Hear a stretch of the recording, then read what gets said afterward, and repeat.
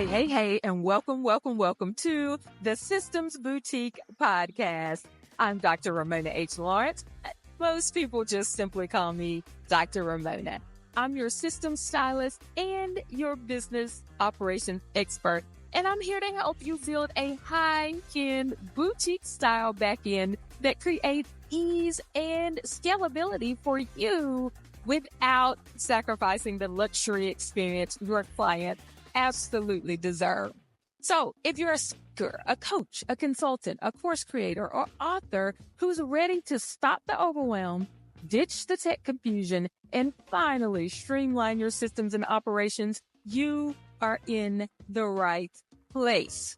Each week, I'll bring you actionable strategy, expert insights, and behind the scenes business systems and operations insight to help you scale with ease, efficiency, and absolute excellence. So grab your notebook, your favorite cup of coffee or tea, and let's get to work. Welcome to the Systems Boutique, where systems meet style.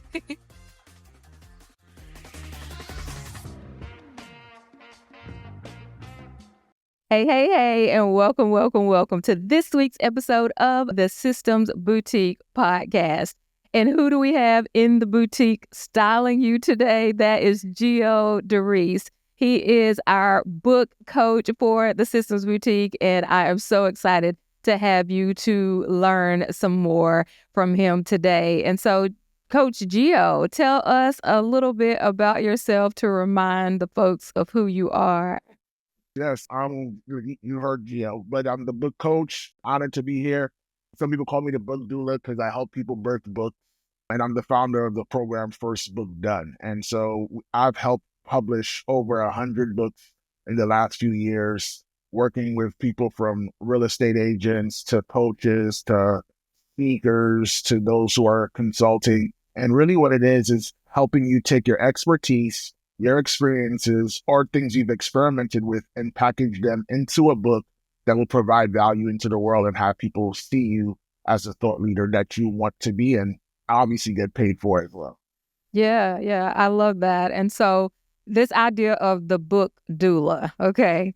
So one, let's talk about how you even came to the book doula, because as a man, calling yourself a doula, and let's talk about that. And then let's talk more about the doula and how we bring that into our systems. So tell us that story first. What's the backstory? Yeah, so I think the biggest thing really was in a crowded space, you don't want to keep saying the same thing, because how do you really differentiate yourself? So yes, I could call myself a book coach, but that's what everyone else calls themselves as well. And so I said, what could I think of that would be different? And what does the process of writing a book feel like and look like? And when I started to talk to my clients, a lot of them kept on describing this thing that was inside of them that they just needed to come out, and the pains that go along with it. I'm like, this sounds like they in labor. Like, this is what it sounds like. It sounds like labor.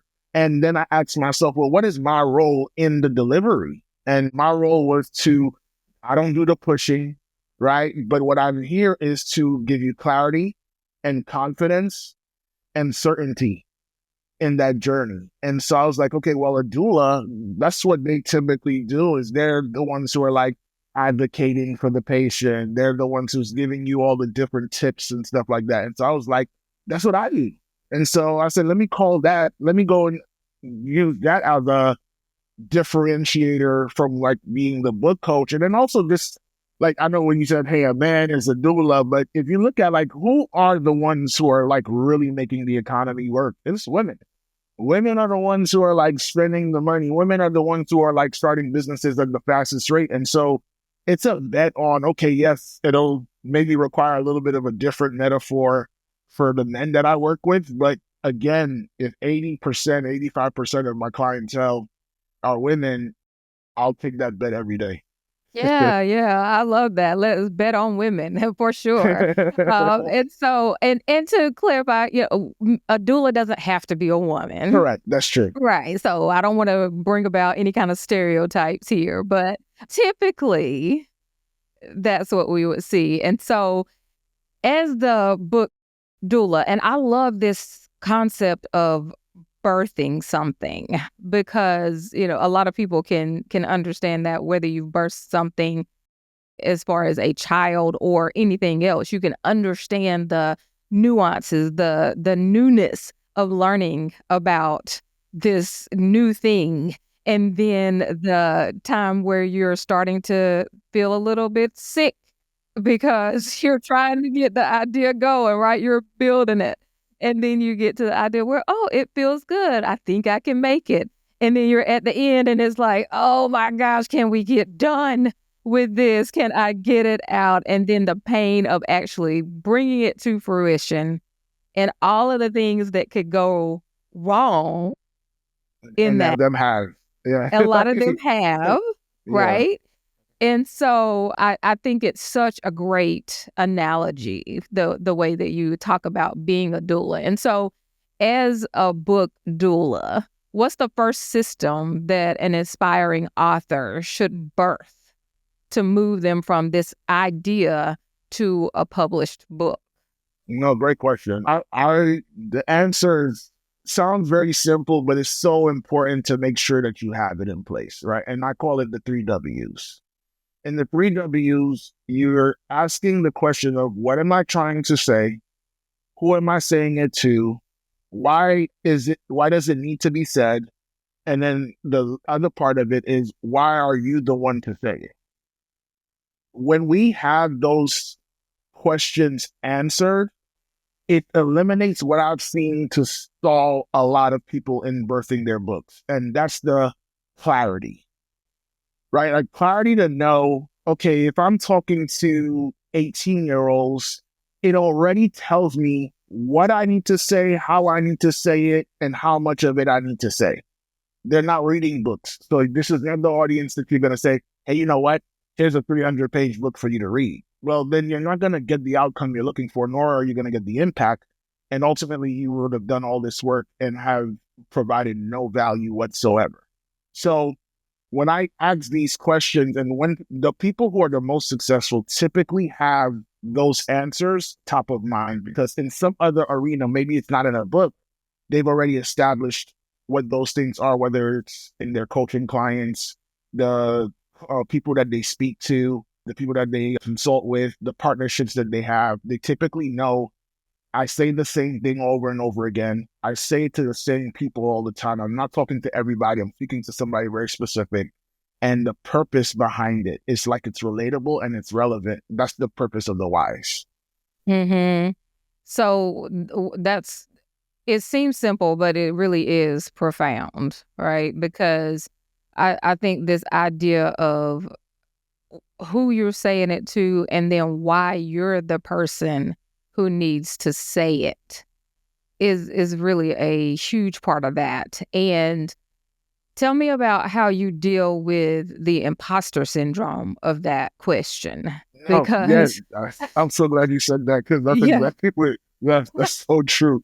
I think and the reason why that question is why you have to say it is to combat the imposter syndrome part of it. Because most people will tell me, Gio, I didn't want to say this, but who wants to hear it from me? Why should I be the one to say it? Like, no one's going to care. And they literally talk themselves out of the thing that they were supposed to be doing and that they were positioned to do. Like, they discount themselves all the time. Like, how are you an imposter? Like, imposter syndrome, essentially, the prerequisite for it is you actually have to accomplish something. Like, that's the prerequisite of it. So the question of why you have to say it allows you to look internally versus you looking externally at what everyone else is doing. I didn't ask why.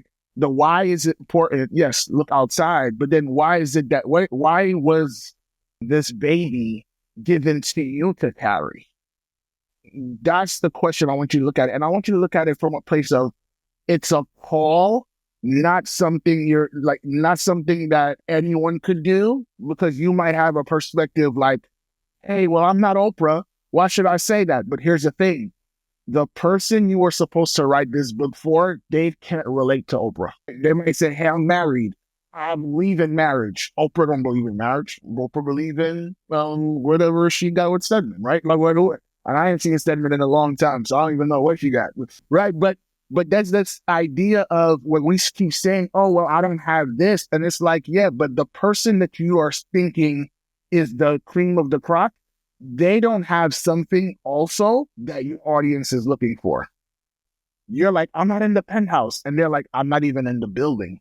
So if you're in the building, if you're in the luxury building and you just happen to be on the first floor, they're like, how do I get in the building? Right? Like, it's just like, how do I get in the building? Forget the penthouse. And so you're literally positioned. And just for everyone who's feel like they may feel like they're an imposter, all you need to be is one step ahead of your reader. That's it. If you know where you are and they don't, you're already at an advantage. So it doesn't require you to be like, oh my gosh, I don't have more degrees than a thermometer, so now I can't say nothing. No, one step ahead, and you can do it. Yeah, that is so good because you can tell me in your experience, I think that that is one of the big things that holds people back from writing a book is that it's an intimidating process to even think about writing a book. And then to think about the fact that I don't have anything to say or I don't have the credibility to say what I want to say. I got a lot to say, but I don't have the credibility to say what I want to say. And people are often looking for a receipt. And so we see these things, we see people tearing other people down because they don't have certain receipts, right? Certain credentials, as we would call it, online. And so it's an intimidating process, I think, to start the process of writing a book and thinking about all those things. And to your point of the receipts, right? I think it's important for us to understand, and this is something I forgot to mention. A lot of times when we say, when I get to the top of the mountain, I'll tell everybody how to climb.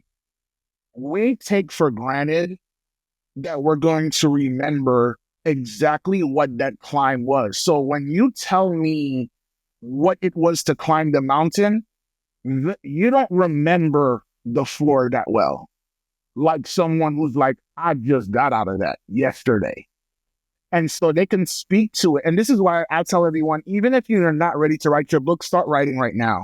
Because if you wait to get to the penthouse to start writing, that's when you start to speak within your privilege and you don't speak from the position of the person who's like, oh my gosh, like you don't remember what it was like to eat ramen noodles. Well, if I was writing when I was eating ramen noodles, I can share that account and it will really connect and resonate with the person because the way the person in the penthouse says ramen noodles is not the same way like the person who just ate it yesterday. Wow. Wow. That is so good. I think that just freed a lot of people because that is such a good way to think about this.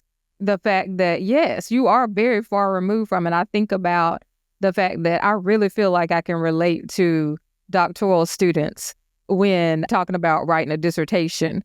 And I am a professor who's been a professor for now almost 15 years. And so I got my doctorate in 2010. And so I think that I could have really written some things and related to it a lot more back then because now I'm very far removed from writing that document, even though I remember. I Yeah. remember the hazing, but I've also, been in very different types of writing and very different types of positions in my life since then.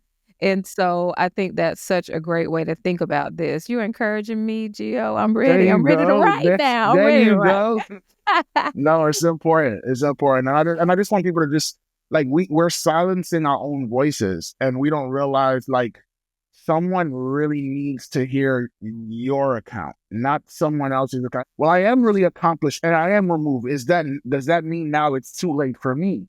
No, it's not. I firmly believe you can say anything in a book. The key is to give context to why you say it, where you're coming from. So if you're like, hey, listen, chances are I may share something that may feel like it's a little outdated because I got my doctorate 15 years ago. With that part in mind, give me grace, but there's something that I'm pretty sure that I know that you need to know. I tell people all the time, you can say whatever you want if you phrase it and you position it accordingly. Don't hide it, right? So don't be naive and say, well, hey, I know exactly what you're going through, like I did it yesterday. No, lead with the fact that, hey, you know what? 15 years is a long time, right? Like 15 years ago, there was an iPod, right? Now we're talking about iPhones Don't 15 and all date this other stuff. me, Geo. Listen, I'm the same way. Don't Like age me. I don't know about the roll down windows, and now all of a sudden we got Apple CarPlay and all these things, and I'm sitting back like, how did we park the car back in the days without these reverse cameras? Like, I'm feeling it too. I'm feeling Oh my goodness. it. Okay, let's move on past that Yeah. then. So we're not gonna tell our age. All right. Yeah. So as we think about systems now, so what's one system that can really help these busy entrepreneurs finally just stop saying, "I'll write my book someday"? You know, we all say that. I'm gonna write this one day. I'll get started at some point and actually just get it done. Because your program is first book done, right? And Yes. so let's talk about the things that they can do to get that. So I think it's important that when we think of systems, it's important to know the system must fit you. It's important. And I think even with the work that you do with the system, it's like it's a boutique, right? It's not everybody's out to configure this to work for me. And so I think with busy entrepreneurs, you have to acknowledge I'm busy.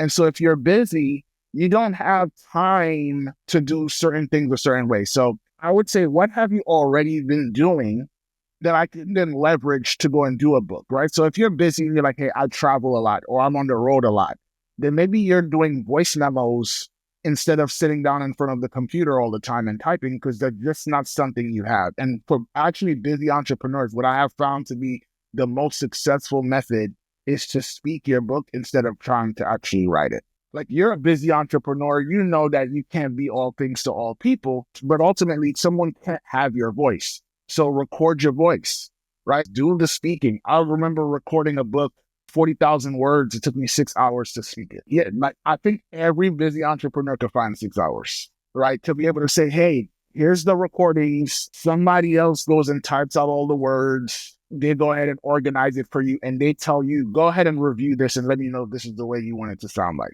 That's the way a busy entrepreneur is able to write a book. Because here's the thing, when you're busy, and this is why busy entrepreneurs don't write books. Because their first question to me is this: what do you want me to stop doing, Geo, for me to go and start writing this book? That's the first question. And I'm like, shucks, like, that's a great question, because they're thinking this business that I'm the engine. So if I turn this off, there's nothing else that's flowing. And I'm like, okay, well, we need to be able to go and work with your schedule. And the best way I have found is come up with an outline, have a series of questions that you have to answer, and within your time, or you can have an assistant go and just talk to you and ask you the questions, and you just speak it out. And you, in a week, you're like, I'm done. My part is over. And then you just come, it's like babysitting. You drop off your child and you come pick them up at the end of the day. You don't want to go and sit there. Like, if the daycare said, you got to come and play too, you'd be like, nah, like, why do I need you for then? If I got to be doing the activities. So I think the busy entrepreneur needs to say, okay, I'm surrendering this to somebody else to do the writing. If you're trying to become a good writer and you're a busy entrepreneur, you'll never write, because you also realize authoring is what you need to do. Writing is not required. Mind blown. So this is just like the who, not the how, right? Mm-hmm. And so when you talk about this, it's people aren't thinking about the fact that you don't have to sit down and write when you're trying to get your first book done. Even I have done a lot of recording, but I still don't think that way. I still think, as I'm starting to write this book, I'm going to have to sit down and I need to carve out an hour, 2 hours a day to just write, right? Hands to keys writing, right? So I think this is so good to just bust the myth that you don't have to write, literally write, to write a book. You could speak it in your time when you're moving and on the go, and there's other systems that you can use to get it done, and then have somebody else type it out. You do some edits, think about other things you need to add. So good. And most people, if you think about it, if you're a busy entrepreneur, one of your greatest skill sets is problem solving, typically. And if I gave you your book done already, you would have no problem telling me what was wrong with it. But you can't start it, though. Like, if I said, hey, what do you think about this chapter? No, I would have never said it like this. And you're like, bang, bang, bang, bang, bang, and you're telling me immediately how to fix it. When that blank page has nothing to fix because nothing's broken yet. But if you see something, you're like, oh, no, no, that email's off. This is off. That system is not the way I would do it. So I tell me, put yourself in the position where you already thrive in and don't go and worry about writer's block. You don't have a speaking problem. If someone told you I'm going to interview you, I'll talk to you as Raymona, and you say, hey, let's talk about systems. You're not going to say, oh, hold on a second. Give me about a day or two. You're like, systems, like, it's just hit record already. I'm ready to tell you, right? And so I think that's where I want busy entrepreneurs to feel, because here's one of the things that I don't think people talk about enough. There's an emotional component to writing a book. And when you start to try to write, what I have found from the busy entrepreneurs that I've worked with is they don't like the feeling of feeling inadequate or incompetent. So now they come out and they're like, okay, I don't type 75 words a minute. And now I got to sit at this computer for 2 hours. And now their highest value is efficiency, but they're doing a task that makes them feel inefficient every single second of the activity. And then you're telling them, well, just embrace the suck and whatever. And they're like, no, I'm not going to embrace nothing. Like, I'm not going to do it. Yeah. That's so good. And so, again, that goes into how do we fit this into your personality, into the way that your lens, how you see the world, how you already navigate things. Right. So good. Okay. So let's think through this. If you're writing a book, so if writing a book was like running a business, because we think about busy entrepreneurs and how they're doing things. What CEO system, I'm doing the air quotes around that, what CEO system would be essential to keep the writing process on track? No, that's good. I honestly, there's two tools I would recommend, right? And I think that they would fall into within a system itself. Google Drive is like a great home base. Google Drive allows everything to be housed in one place, and multiple people can have access to it. So I love Google Drive, where I can see my book cover. I can go and and there's a Google Sheet in there that has a tracker with check marks over there as well. Everything is in this one place. So you're not going into your email saying, oh my gosh, where's the manuscript? Oh my gosh, what did the editor? No, everything is housed there. The comments are in there. Everything is in one place. So I love Google Drive from an organizational component. I also love Trello. I don't know if some people are familiar with Trello. I love Trello. And the reason why I love Trello is because it allows you to see the book from a zoomed out perspective. Imagine looking at it from the perspective of like sticky notes, and it's easy to move things around. I can slide this story. Oh no, that story doesn't go right there. And just with the moving of my mouse, see the story change. I think people have less anxiety when they see all of the pieces of the puzzle right there in front of them. The beginning of a book, we normally just see the puzzle together. We don't see the pieces. And so Google Drive and Trello have been like two of the amazing tools that I've seen where it's easy for people to see things. And when you can see things, it's a lot easier to delegate, because you can go and say, okay, this section right here, oh yeah, editor, yeah, that's for Jessica. Okay, formatting, yep, that's for Honeylet. Okay, cool. But you see it because now those systems allow you to come out of the forest and see it from above, right? Like almost like you're in space, and you're like, oh, look at Earth. It feels easier when you're like out there and you're like, oh, that's just that. But when you're inside, you're like, oh my God, there's 74 things I gotta do, and I don't know where they are. Okay, I'm anxious. And then I'll do it tomorrow. And then tomorrow becomes a day that you never start, right? Like you never have a today where you're like, I'm doing this for real. Oh, good. And so I too love Google Drive. It is my best friend. Google Drive and Trello, absolutely. I'm a visual person. I love to see those cards. I love to move the cards. I love the idea that you can see things. And I use it a lot for my research projects or things that I have to do. And so I will take the list and then move things around and say, okay, here's something I need to get done, and here's something that I'm waiting on, and just to keep me organized. And so I do absolutely love Trello as well. And Google Drive is great because a lot of times, and this is a hint for you entrepreneurs, when people are asking you for things, if you're a speaker, a coach, an author, people are going to ask you for your bio. They're going to ask you for tax forms. They're going to ask you for my TSA pre-check number, right? Your headshot, like all of these things. And so having them in Google Drive and just being able to drop the link is just so amazing. So just a little, side note for everybody. Make sure to start to use these things because you can just save a lot of time. That's your writing time right there. There you Looking go. for stuff. Fact. That's so true. So I know that you've seen books that have been just stuck in draft limbo. And so people are not moving them. They're not getting them done. So what system, and you may say the same thing, but what system would you prescribe to help authors break through that idea of writer's block and then stay consistent so that they bring the book to fruition? I don't know if I would call it a system more than a mindset, but it could be, you can use that interchangeably, right? I think the way to break out a writer's block and stay consistent is like you actually have to have this goal of writing a book be time-based. The key fundamental question to get through writer's block and to go and stay consistent is, when do I need my book to work for me? When do you need the book to work for you? Because then I can go and trace back and say, okay, because the directions, the how, all of those things come to play when I'm clear on, well, when do I need this? If I need this for, hey, I'm going to be speaking at Essence Festival, and I would like to have my book done. Well, Essence Festival doesn't happen on a Sunday. It happens on a specific time and place. And because it does, you're now having what I think is the biggest thing missing when it comes to people getting out of draft mode. There's no due date. When do you need this? Whenever. Well, whenever, I mean, I don't know about you, but I haven't seen it on a calendar. When my son tells me the days of the week, he don't tell me whenever.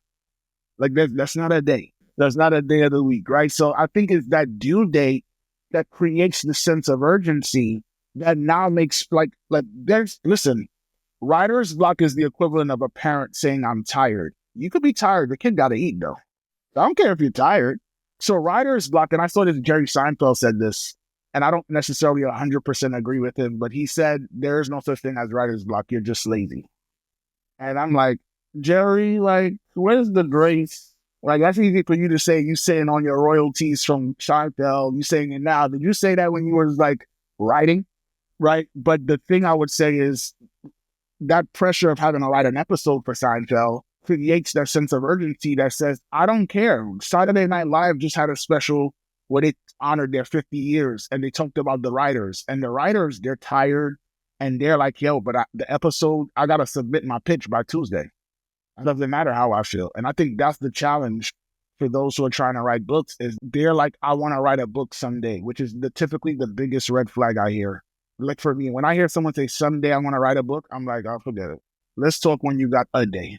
Like, just tell me, like, the someday, I don't even know how to push you with someday. You literally are telling me don't push. I'd rather you say, hey, Geo, spring 2025. And if you need to, and this is something just to give everybody a picture behind the scenes, right? There are going to be times where you say, this is when it's coming out and it has to be adjusted.